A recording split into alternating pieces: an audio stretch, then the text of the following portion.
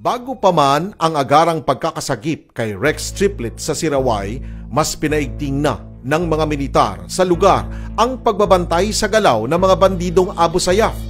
Ang naging pangunahing target ng mga militar, ang Suharto sa Hibad Group na naglulunsad ng kanilang mga illegal na operasyon sa coastal areas ng Zamboanga, Sibugay. Assalamualaikum! Waalaikumsalam. 5 target na ang na-surveillance ng mga kasamahan natin para sa petsa ng pagdukot. Uunahin natin ang mayor ng Zamboanga del Norte. Susunod natin ang mga negosyante sa Sibugay. Huwag kayong mag-alala. Pag nakuha natin yung 5, malaki ang magiging parte ng mga sasama sa atin para sa muli nating pangingidnap. Tama ka, Abu Kimar. Naubos na rin yung parte sa kinidnap natin sa Zamboanga del Sur.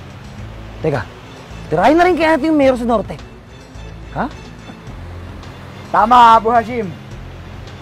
Yung pump boat na gagamitin natin, ipwesto nyo na doon sa may beach sa Ipil. Pati yung mga armas, bala, granada, hindi dapat tayo maubusan. Intindihan mo? Huwag kang mag-alala. Naka-ready na ang spotter natin. Positive.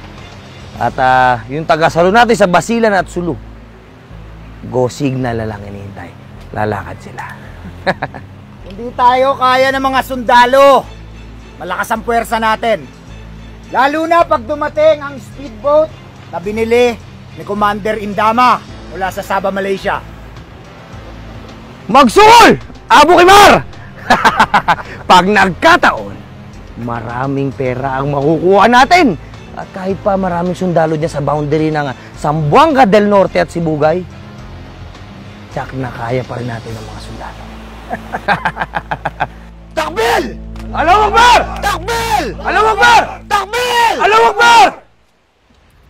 Kasabwat din ng naturang grupo ang notorious ASG Basilan leader na si Furuji Indama na dawit sa iba't ibang insidente ng kidnapping, extortion at mga kaso ng pambobomba. Very notorious po ang Abu Sayyaf Group. And alam po namin na kapag ma-engage po namin sila in a firefight, it will be a very decisive encounter. No? Dapat we will be fully prepared for that battle.